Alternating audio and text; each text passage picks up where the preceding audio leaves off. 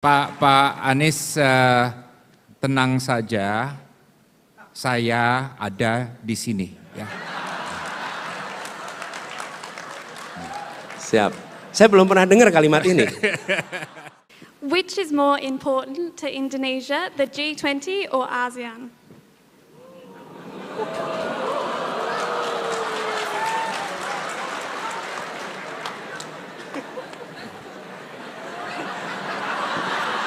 The ambassadors are looking at you now. Yeah.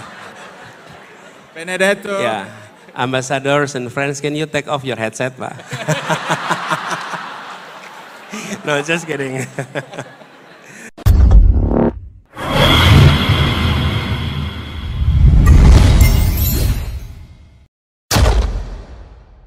Di hadapan 10.000 peserta konferensi kebijakan luar negeri Indonesia 2023 yang dilaksanakan di Jakarta pada hari Sabtu 2 Desember 2023, Anies Baswedan dengan lantang menyuarakan bahwa sudah saatnya Indonesia menjadi pelaku aktif dan bukan hanya sebagai pengikut dalam menentukan kebijakan-kebijakan internasional menyangkut hajat hidup orang banyak. Dalam acara tersebut terdapat sesi tanya jawab dengan Anies Baswedan. Anies dihadapi macam pertanyaan seputar kebijakan geopolitik, kebijakan moneter, hingga konflik Palestina dan Israel. Namun seperti biasa, semua itu bukanlah tantangan yang berat bagi Anies Baswedan.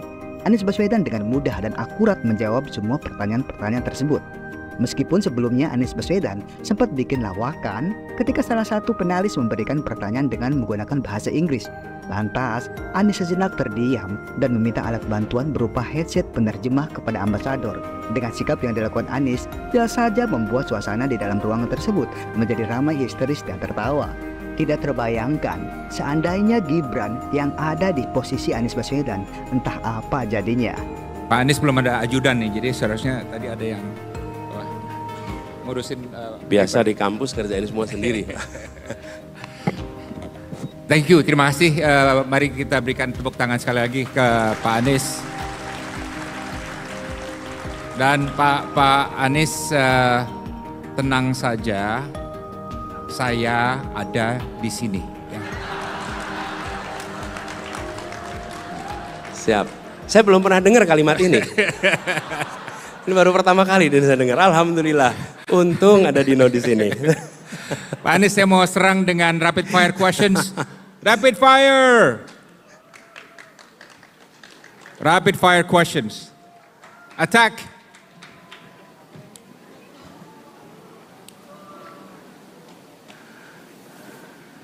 Go. What was your last Google search? Kepanjangan dari FPCI. Oh, okay. What is the best advice you've ever received? What is? The best advice you've ever received? We should always stay as member of the global community. Mana yang Bapak anggap akan datang lebih dulu? Krisis mana yang Bapak anggap akan datang lebih dulu? Krisis moneter atau pandemi? Krisis moneter. Bagaimana menurut Bapak, apakah Indonesia harus jago kandang atau jago dunia? Indonesia harus tuan rumah di negeri sendiri dan jago di dunia. Baik. Siapa diplomat atau Menlu versi Bapak yang jadi role model? Nomor 1, Agus Salim. Bapak diplomat Indonesia. Kedua, boleh berapa kan? Kedua, saya kagum dengan Muhammad Rum. Kemudian yang ketiga, Pak Muhtar Kusumaatmadja yang berhasil mendapatkan UN Clause. Dan yang tidak kalah penting adalah salah satu orang yang sebenarnya berpotensi jadi Sekjen PBB, tapi karena beberapa persoalan adalah Bapak Ali Alatas. Itu role model. Oke. Di mana posisi anak muda dalam kebijakan luar negeri di periode Bapak nanti? Menjadi salah satu, seperti saya sampaikan tadi, anak muda harus menjadi bagian dari diplomasi dunia. Apa yang mereka kerjakan melalui digital atau non-digital, negara harus memfasilitasi. 3 negara pertama yang akan Bapak kunjungi apabila Bapak menjadi presiden. That's the first. Oke. Pertama adalah kembali hadir di dalam sidang umum PBB, nomor 1. Karena kalau hadir di sidang umum PBB, maka otomatis saya akan bisa melakukan bilateral meetings dengan berbagai kepala negara dalam satu kali kunjungan. Dan bukan menjadi partisipan penonton, tapi partisipan yang membawa gagasan Indonesia untuk arah ke depan dunia. Yang kedua adalah tetangga-tetangga kita. Tetangga-tetangga kita adalah sahabat terdekat, itu yang harus kita jangkau. Dan yang berikutnya yang ketiga, saya ingin bisa datang ke tanah Palestina. And the second is, Palestina merdeka dalam berapa tahun? 10, 20, atau 50 tahun kalau menurut Bapak? Ya, gini, berapa tahunnya hanya Tuhan yang tahu. Oke? Tetapi seperti Indonesia dulu, tahun 28 kita deklarasi Sumpah Pemuda.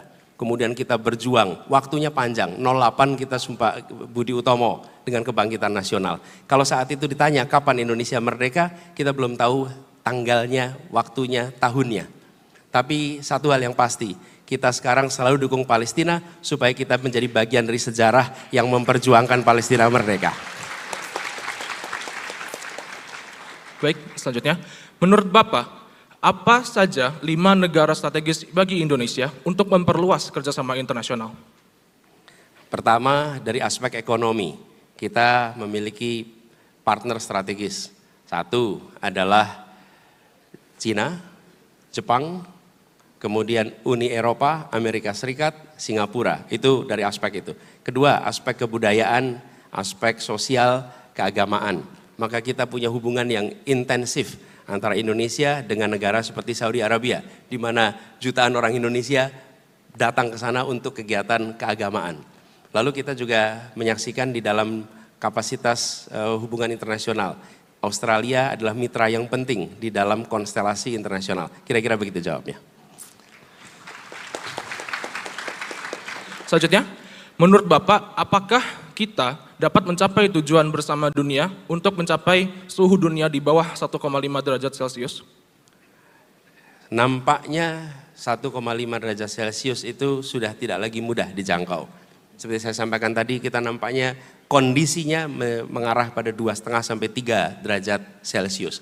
Tapi menurut kami, semua kesepakatan global tentang lingkungan hidup harus dilaksanakan dan salah satu kunci utamanya adalah kawasan urban. Jadi menurut kami kita punya tanggung jawab untuk menjaga itu karena konsekuensinya ada pada Indonesia dengan negara kepulauan. Cuman angka 1,5 nampaknya tidak sesuai dengan kenyataan hari ini.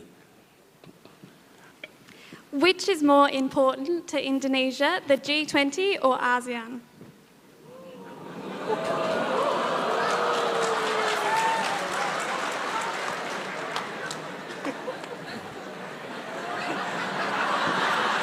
The ambassadors are looking at you now.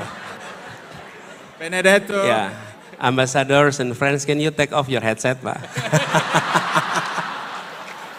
No, just kidding. Just kidding. Ya, I think menurut saya dengan Indonesia sebagai sebuah negara di Asia Tenggara yang bersahabat, kita harus menjaga prioritas pada ASEAN.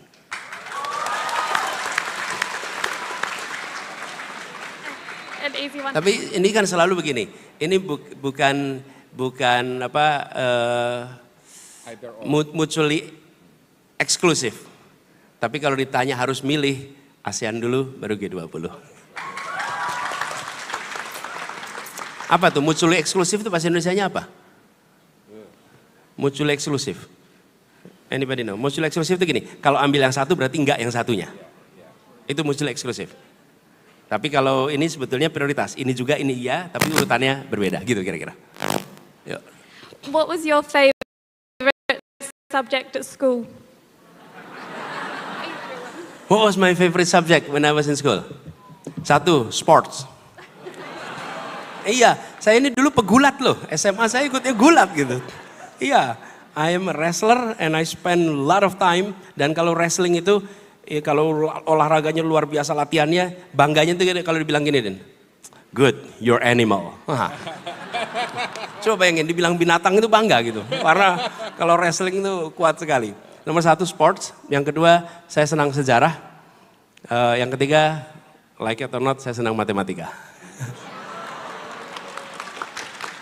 Baik, apabila Bapak bisa makan malam dengan 3 orang, baik secara historical, fictional, ataupun selebriti, siapa yang akan Bapak ajak makan malam?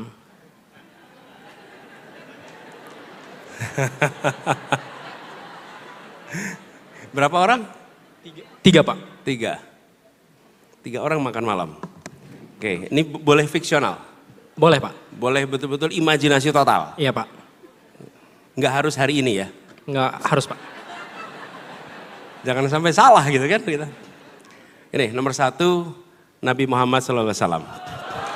Nomor 1. Loh boleh milih kan? Nomor 1 itu. Yang kedua saya akan ngobrol sama Nelson Mandela. Nelson Mandela. Kemudian yang ketiga saya akan ngobrol dengan, ini salah satu orang yang saya pernah datangi rumahnya. Mahatma Gandhi. 3 itu. Baik, selanjutnya apabila Bapak bisa menjadi seorang superhero, Bapak ingin menjadi siapa? Apabila Bapak ingin menjadi seorang superhero, Bapak ingin menjadi siapa? Superman, Superhero. Batman, atau Hulk? Gatot Koco. Itu betul, itu superhero masa kecil saya tuh bacanya Gatot Koco waktu itu. Nah. Oke, terima kasih. Kita berikan tepuk tangan pada serangan rapid fire. Thank you. Pak Anies, kita lanjutkan obrolan kita. Kita banyak mendengar kalau di sirkuit diplomat perdebatan mengenai the world order. Orang banyak bilang mengenai pentingnya rules-based world order dan lain sebagainya. Ada orang yang bilang yang ada harus dipertahankan, buatan dari dunia barat, atau Global South bilang tidak bisa, harus dirubah. Ya. Menurut Pak Anies, world order itu, apa pandangannya Pak Anies terhadap world order yang sekarang ada? Gitu? Ya. Ya. Ini sebenarnya kalau kita menyaksikan, Din, apa yang kami tadi bilang, kalau dulu ada dual polar kira-kira, barat dan timur, kemudian unipolar, sekarang kita menghadapi situasi multipolar. Dan dalam menghadapi situasi multipolar itu, Indonesia harus memandang dirinya sebagai negara besar. Saya pernah berdiskusi dengan pimpinan sebuah negara kecil. Oh, dia mengatakan begini, Pak Anies, our country is too small to influence conversation in the world. So our role is to anticipate change and navigate through these changes. But your country is a big country that you can influence the course of the world. Dan itu pandangan dunia pada kita. Karena itu saya melihat ini multipolar, tapi Indonesia harus step in dan di sini berbicara tentang bagaimana menyusun sebuah tata dunia yang lebih adil, yang lebih damai, yang memiliki sebuah kesepakatan-kesepakatan yang memungkinkan prosperity naik, nature terjaga. Dan menurut saya itu agenda-agenda utama di level dunia. Salah satu fitur utama sekarang yang kita lihat adalah rivalitas geopolitik ya, terutama antara Amerika dan Tiongkok.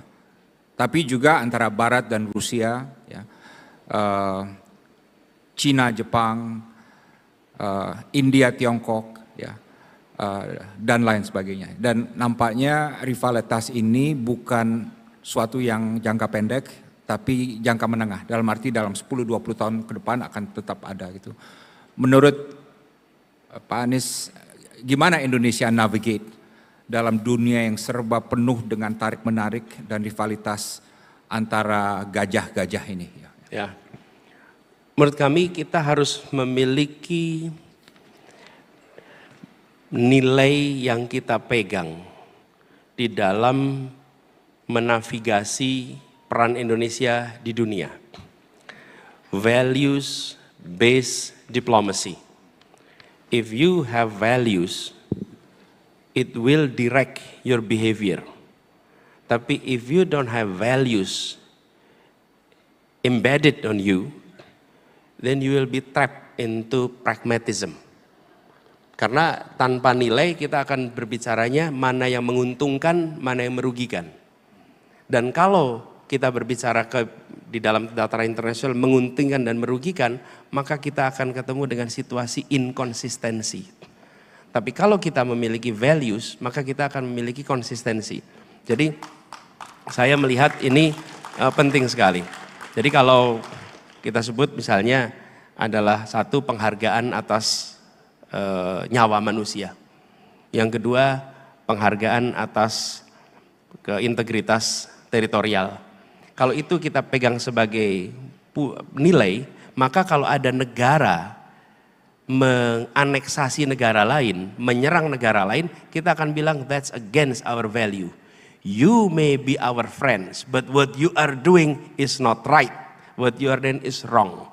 Tapi kalau kita tidak punya nilai, maka kita akan lihat ini siapa yang aneksasi. Kalau yang aneksasi punya interaksi bisnis yang besar, kepentingan ekonomi besar, ya udah, let them go. Tapi kalau kita punya dependensi yang kecil, maka will challenge. Apa yang terjadi? Kita akan terjebak di dalam pragmatisme. Yang ketiga, fairness dan justice. Fairness dan justice pada dunia. Yang keempat adalah tentang lingkungan hidup, sustainability, stewardship toward the earth. Jadi di dalam konstelasi dua polar ini, menurut kami pegang itu, lalu aktif di dalam forum-forum untuk membuat jembatan antar mereka. Dan kita punya, menurut saya, kapasitas ke situ. Kita punya diplomat-diplomat hebat. Dan saya kalau setiap kali ketemu dengan generasi baru diplomat Indonesia, saya menemukan best mind. Saya kagum betul dengan rekrutmen Kementerian Luar Negeri selama 10-15 tahun terakhir ini. Karena merekrut anak-anak terbaik kita. Saya rasa kita punya generasi baru yang luar biasa. Jadi seperti kita memandang Pak Dino di tahun itu, kita melihat menyaksikan potensi itu. Jadi we have the capacity untuk ke sana. Cuman narasinya gak bisa dari diplomat. Narasinya itu harus dari head of the state. Harus dari pimpinan negara. Kalau pimpinan negara mendorong untuk Indonesia berperan, hadir di forum G20 bukan sebagai partisipan saja, tapi hadir di sana mendrive isu, mendrive gagasan, maka kita akan bisa mewarnai percakapan multipolar tadi. Pak Anies, satu hal yang komunitas akademik hubungan internasional melihat dalam 9 tahun terakhir ini, Indonesia tidak punya grand strategy dalam politik luar negeri. Ya.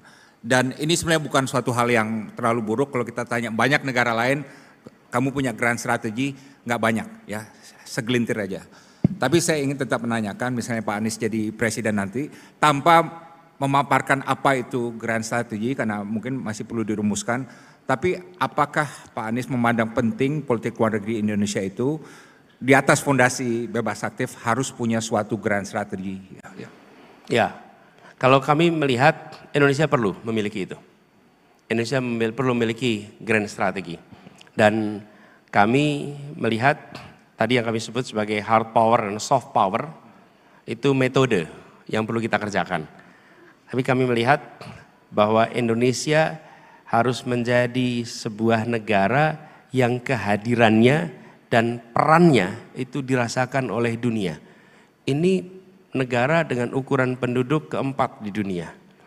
Negara dengan pengalaman kebangsaan yang tidak banyak bangsa lain yang miliki. Negara dengan kekuatan ekonomi yang potensinya sangat besar. Negara dengan pengalaman demokrasi yang luar biasa. Bekal-bekal itu semua harus kita bawa ke dataran internasional. Sehingga kita mengkampanyekan peran-peran itu di dalam kancah internasional. Kita coba perhatikan, ketika ada kerjasama ekonomi, mereka menuntut dalam kerjasama ekonomi itu aktivitas kebudayaan. Mengharuskan ada kebijakan kebudayaan A, B, C, D di negara mitranya. Kita perlu melakukan hal yang hampir sama. Jadi saya melihat grand strategi itu diperlukan, itu menjadi guideline, dan orientasinya pada grand strategy ini tidak transaksional.